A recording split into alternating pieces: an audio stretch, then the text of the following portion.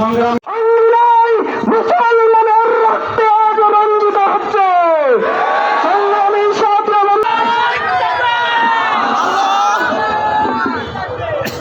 نحمده ونصلي على رسوله الكريم أما بعد أعوذ بالله من الشيطان الرجيم بسم الله الرحمن الرحيم चीन और अरब हमारा হিন্দুস্তান হামার। অথচ তাদের এই নিকৃষ্ট কাজগুলো সারা বিশ্ববাসী দেখছে।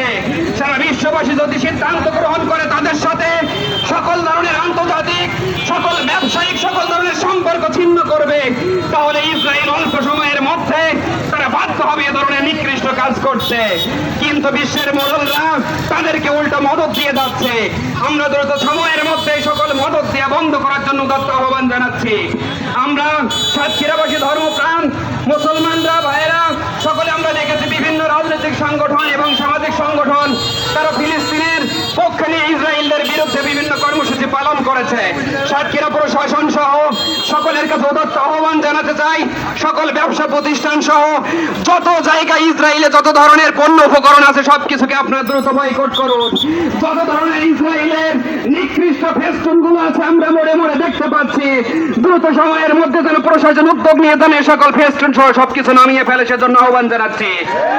আমরা বাংলাদেশ সহ সকল বিশ্বের মুসলিমদের কাছে উদাত্ত আহ্বান জানাতে চাই, মহান আল্লাহ আমাদেরকে যে তার প্রিয় রাসূলের মাধ্যম দিয়ে জানিয়েছিলেন আমরা আমাদের জবান দিয়ে আমরা আমাদের হাত দিয়ে শক্তি দিয়ে আমরা সকল অসত্য এবং অসৎ কাজকে আমরা দমন করব। কিন্তু আজকে আমার ভাই বোনদের নির্যাতন কি আমাদের সেই উদাত্ত আহ্বান জানিয়ে আমার কথা এখানে শেষ করছি। আমার তৌফিক বিল্লাহ। আসসালামু আলাইকুম ওয়া রাহমাতুল্লাহ।